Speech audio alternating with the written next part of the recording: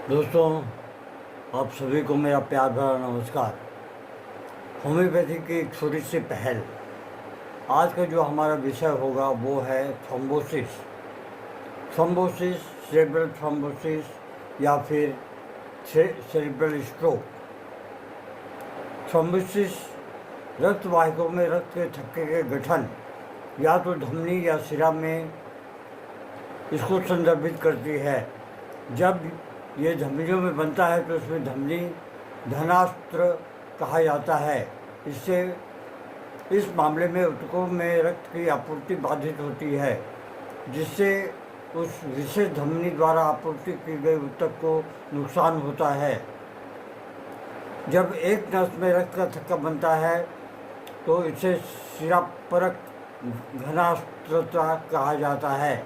ऐसे मामलों में प्रभावित शरीर का हिस्सा भीड़ भाड़ जैसा हो जाता है। हमेशा एक मौका होता है कि रक्त का थक्का या उसका हिस्सा टूट सकता है। उसका परिसंचरण के माध्यम से शरीर के कुछ अन्य दूर के हिस्सों में ले जाया जा सकता है। थ्रोम्बोसिस के लिए होम्योपैथी दवाएं इसके संरक्षण के या प्रबंधन में सहायक भूमिका निभाती हैं। उनका उपयोग रोग सूचक प्रबंधन या क्रमिक वसूली के पारंपरिक चिकित्सा के साथ किया जाता है। क्या कारण होता है कि थ्रोम्बोसिस होता है? 3 कारक हैं जिसमें एक भूमिका निभाते हैं। इनमें हाइपर कोगुलेबिलिटी, थ्रोम्बोफिलिया, रक्त वाहिका के एंडोथेलियल कोशिकाओं को चोट और रक्त के प्रवाह में गड़बड़ी शामिल होती है। हाइपर गलिबिलिटी से तात्पर्य थ्रोम्बो से रक्त की संवेदनशीलता या प्रवृत्ति में वृद्धि है। ये अनुवांशिक या स्वप्रतिरक्षित विकारों से होता है। रक्त वाहिकाओं को एंडोथेलियल कोशिकाओं की चोट, सर्जरी, आघात और एक संक्रमण की परिणाम स्वरूप हो सकती है। यह इस बात पर निर्भर करता है कि शरीर का कौन सा रक्त वाहिका, धमनी या सिरा शामिल है और किन किन अंगों में रक्त की आपूर्ति करता है या रक्त एकत्र करता है। धमनियों या सिरापरक घनास्त्रता के कुछ मुख्य प्रकार इसके संकेत और लक्षण हैं।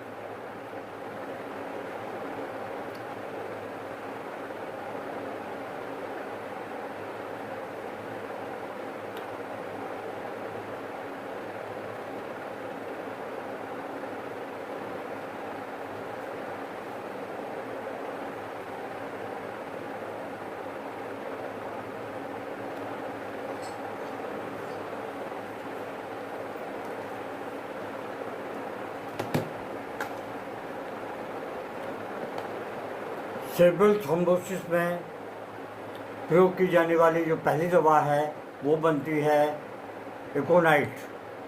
एकोनाइट 6 पोटेंसी में बहुत ही लाभकारी होती है और इसे दिन में कम से कम 4 से 5 बार लेना चाहिए। अगली जो दवा है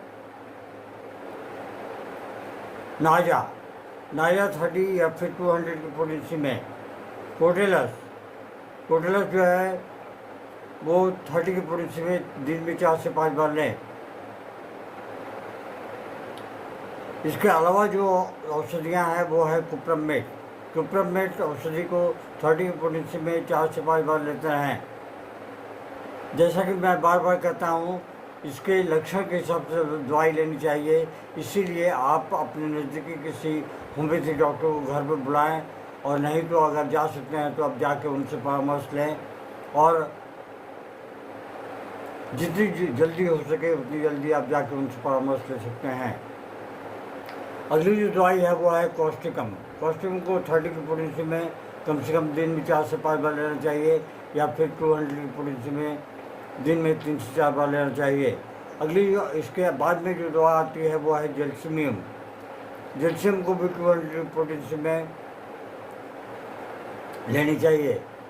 और माइगेल भी बहुत अच्छा काम करती है और थ्रोम्बोसिस के लिए ये एक रामबाण दवा है।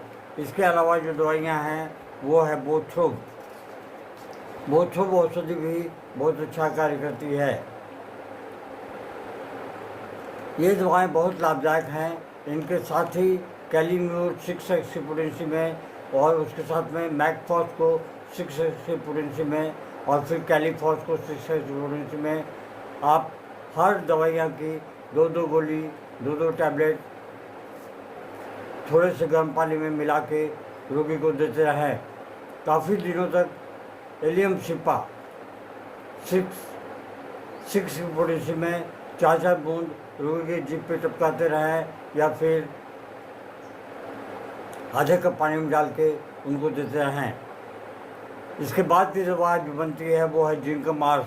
जिंक मार्स औषधि 30 की पोटेंसी में या फिर 200 की पोटेंसी में एक बहुत जरूरी दवा है, जिससे 3 बूंद 2 बूंद करके आप इसे कंटिन्यूसली दे सकते हैं।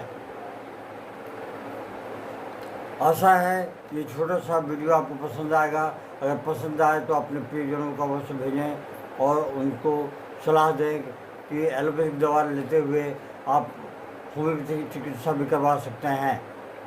ये चिकित्सक के ऊपर में निर्भर है कि वो करता है या नहीं करता है, और इसकी सूचना आप अपने पहले डॉक्टर को भी देते रहें कि मैं होम्योपैथिक चिकित्सा भी करवा रहा हूँ। जय हिंद, नमस्कार। ये एक आशीर्वाद है डॉक्टर हैनीमैन का। Long live homeopathy, long live Hahnemann.